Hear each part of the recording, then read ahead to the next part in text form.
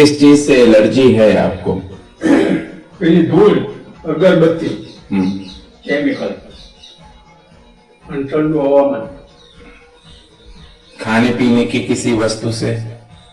ખાવા પીવામાં ઘી બંધ, घी से एलर्जी है आपको? हम आपको दवा में 2 दिन से घी दे रहे हैं।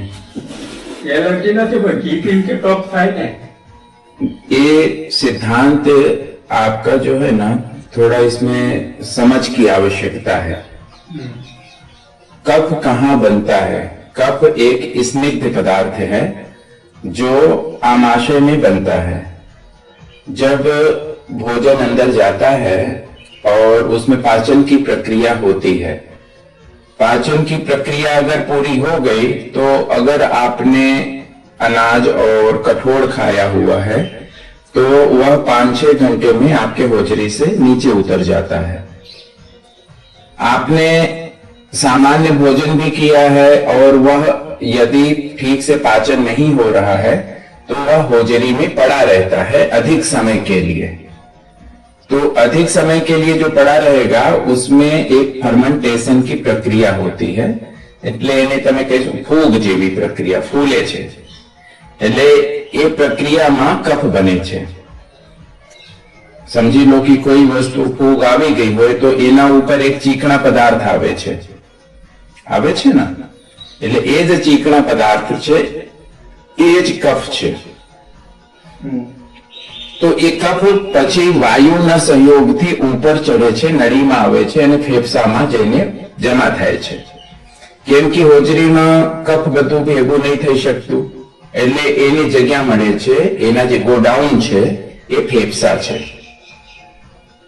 તો જે વસ્તુ હવે ઘી ગાયનું દેશી ઘી એ વાત પિત્ત બેયને શમન કરે છે અને કફને પણ ઓગાળે છે, કફ બનાવતો નથી। હવે જે કફ ઓગાળતું હોય એ શરીરમાં જાય તો જ્યાં જ્યાં આ ચીકણું પદાર્થ જામેલું છે એ બધાને ત્યાંથી ઉખાડે છે, એટલે તમને જૂનો કફ આવે। સમજી ગયા? ખખડી ગયો, ખખડે છે ને, એટલે નવું નથી બનતે, ના નવો નહીં, એટલે જૂનું જે ખખડીને પછી બહાર આવે છે। तो ये सिद्धांत आप समझ लेंगे तो आपको काफी इजी हो जाएगा कि किस वस्तुओं से आपको कफ बनता है।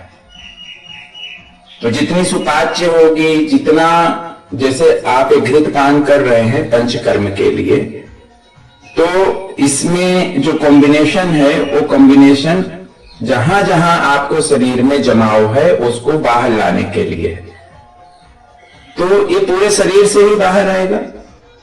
और अब जैसे मात्रा आज बढ़ गई है, आज की मात्रा है 130 ग्राम, तो 130 ग्राम आप जो ये घी युक्त औषधि लिए हो, ये पचने में टाइम लगेगा ना, तो उतने समय तक गर्म पानी या कुछ ऐसा जो उसको पचा दे, ऐसा ही लिक्विड रूप में पीने का विधान होता है। अब रही बात कमजोरी की, अब इतनी आपको औषधि में, घी में आपको एलर्जी जा रही है, एक तरह की कैलोरी भी जा रही है ना इसमें, तो फिर आपको कमजोरी क्यों फील हो रही है? तो कमजोरी फील होने का एक प्रमुख सिद्धांत है विकाराणाम अस्तित्वम एव अशक्ति। तो इस काल में जब शोधन काल, पंचकर्म का काल आपका चल रहा है, तो ये जो अंदर स्रोतों में जो विकार जमा हुआ है वह सब बाहर आ रहा है। अभी वो दबा हुआ था तो वो अप्रत्यक्ष था, प्रत्यक्ष हो रहा है, तो विकाराणाम उसका उपस्थिति आ रही है तो अस्थि हो गया, तो विकाराणाम अस्थि, अब विकार ऊपर आ गए हैं तो उसकी वजह से आपको डिस्कम्फर्ट फील होगा, એટલે એવું લાગે થોડા સમય માટે કે સારું નથી લાગતું, પછી પાણી વાણી પીઓ, થોડા આમ તેમ આટા મારો તો બેસી જાય, तो ये विकाराणाम अस्तित्व की वजह से ऐसा हो रहा है। तो यह जो कमजोरी है, जैसे बोर्ड में लिखा हुआ है कि जैसे आप इस कार्यक्रम में जुड़ते हो तो आपके शरीर में ये लक्षण आ सकते हैं, तो ज्यादा नींद का आना मतलब शरीर आराम मांगेगा, और दूसरा जो लक्षण है कि जैसे कभी कभी लगे कि उल्टी आएगी या कभी लगे कि हाँ, तो ये जो है दूसरा लक्षण है कि ये सब जो है बाहर निकलना चाहते हैं। ठीक है ना? तो मतलब बेसिकली यह सारा प्रयोग संस्थान में रहकर ही होता है, पेशेंट को अपने सामने ही रखते हैं, क्योंकि ये वन टाइप ऑफ सर्जरी है।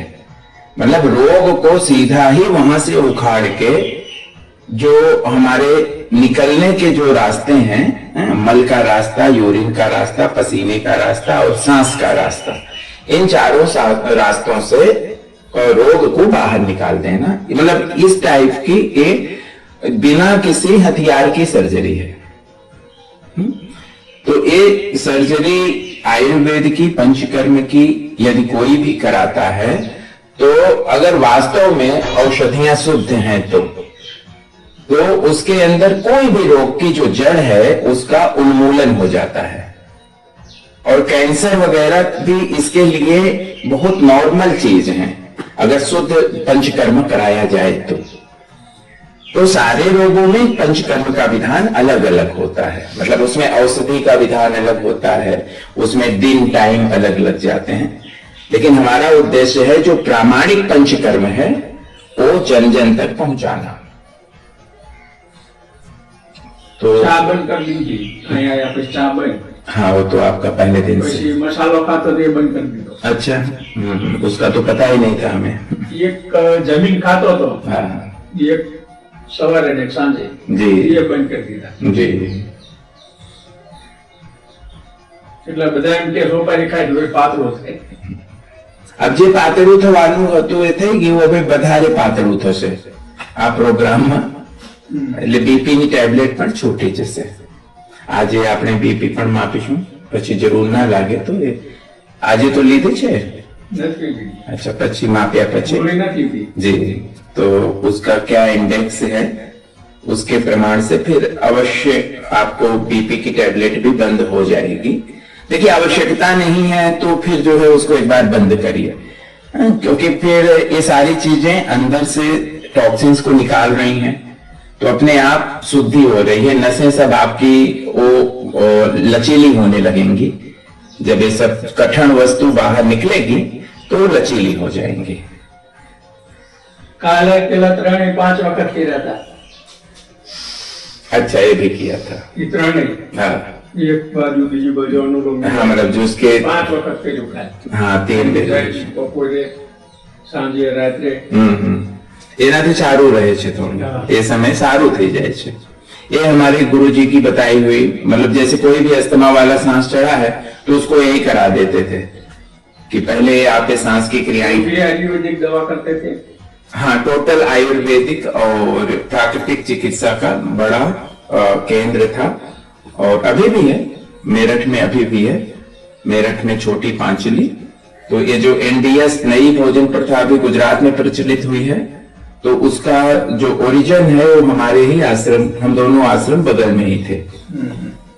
तो ये महात्मा जगदीश्वरानंद जी का उस समय जीवन निर्माण केंद्र, मतलब कि ત્યાં લોકો આવે અને જીવનનું આખું ઘડતર થાય, એટલે અમારા જેવા બ્રહ્મચારીઓને ત્યાં રાખતા હતા, જે સ્વામીજી હતા એને। તો એટલે રામજી ત્યાં ગયા તો સ્વામીજીના સેવામાં પણ લાગી ગયા, એટલે નજીક રહેવાનો મોકો મળ્યો।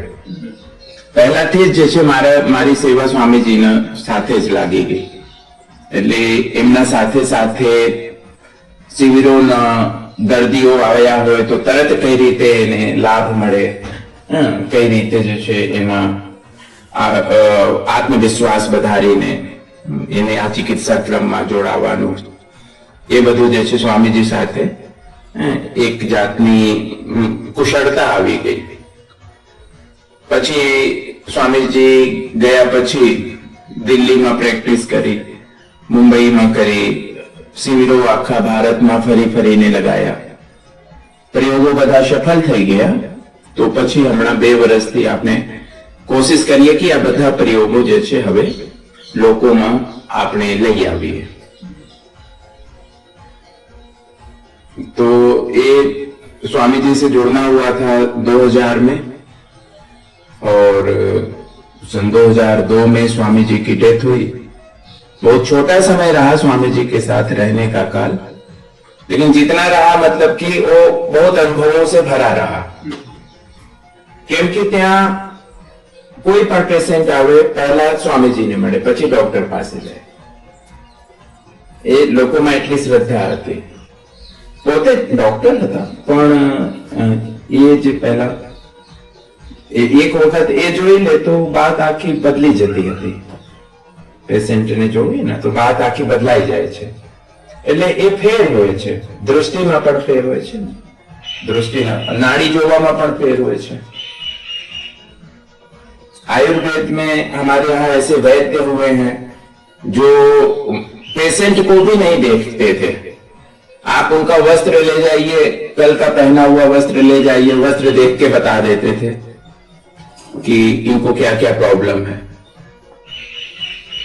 तो आयुर्वेद एक बहुत ही मतलब ઊંડો સબ્જેક્ટ છે, ઊંડો સબ્જેક્ટ, આધ્યાત્મિક સબ્જેક્ટ છે। પેલા જમાનામાં તો એવું તો હતું ને, जी નાડીનું ને જોઈને કહી દેતા ના તકલીફ। हाँ, बस ये जो आंतरिक एक जागृति थी पेशेंट सो हम ये जे छे હું પોતે જ છું।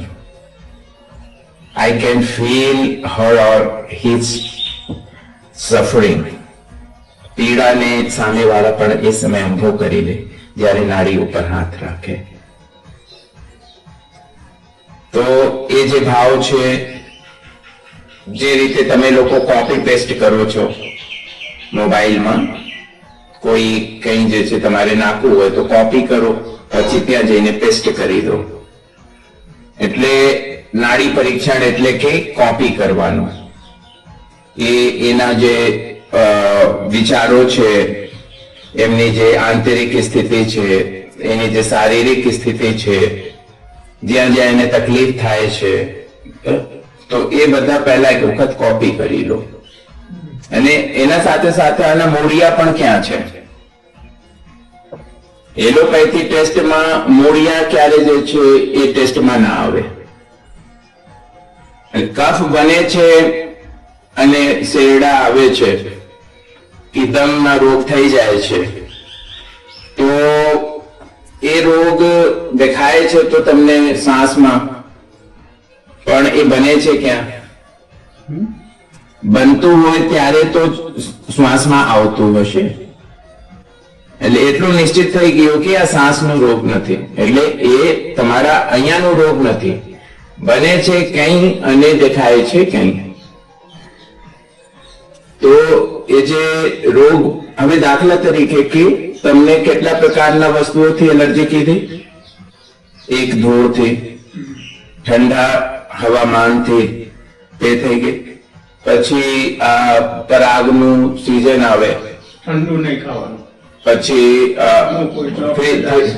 ફ્રીજની કોઈ પણ વસ્તુ નહીં। પછી એને ઘણું લખીને આપેલું નતું કાગળમાં, યાદ કરો।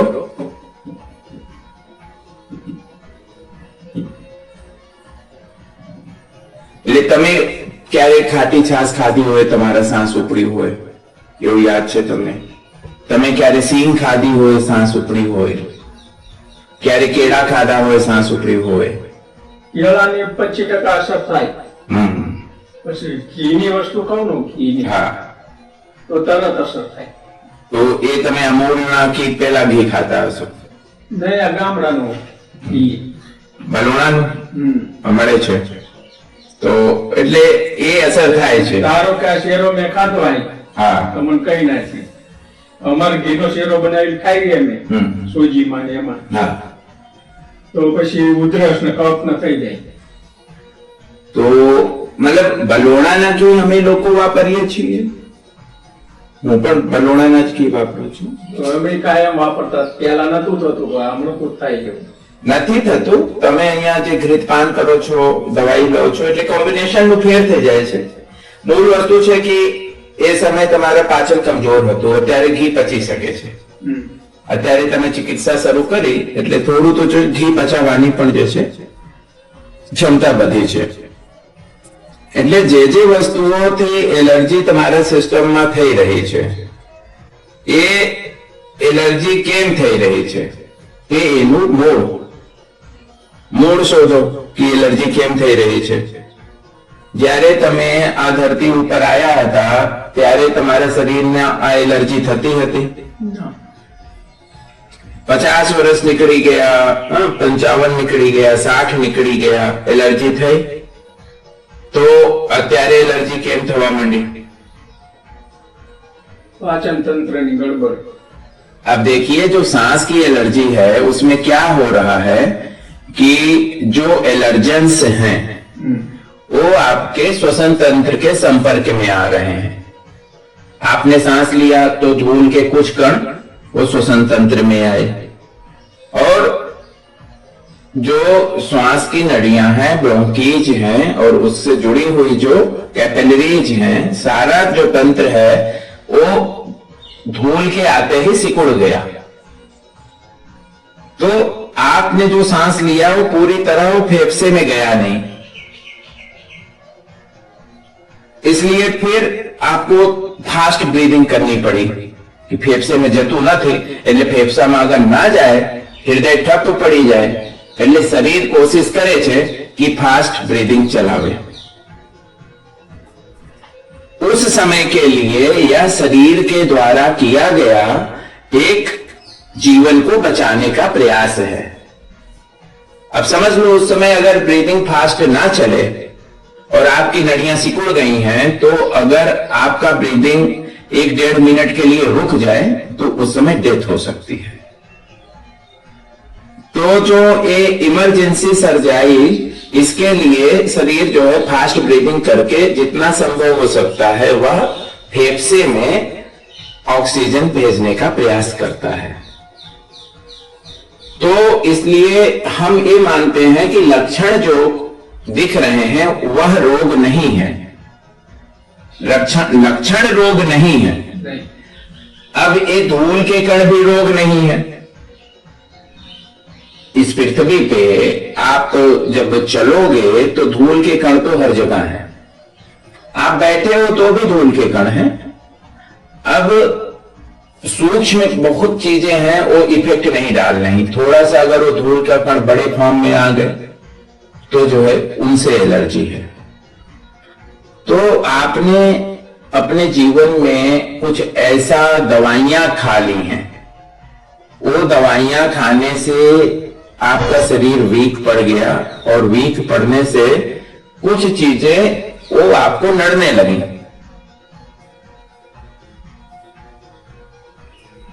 जो दवाइयों का इफेक्ट है, अब कई बार ऐसे होते हैं कि आप कोई दवाई का जो कोर्स करते हैं उसमें जैसे कोरोना काल में कई लोगों को ऐसा होता था कि उनको स्वाद का पता नहीं चलता था, गंध का पता नहीं चलता था.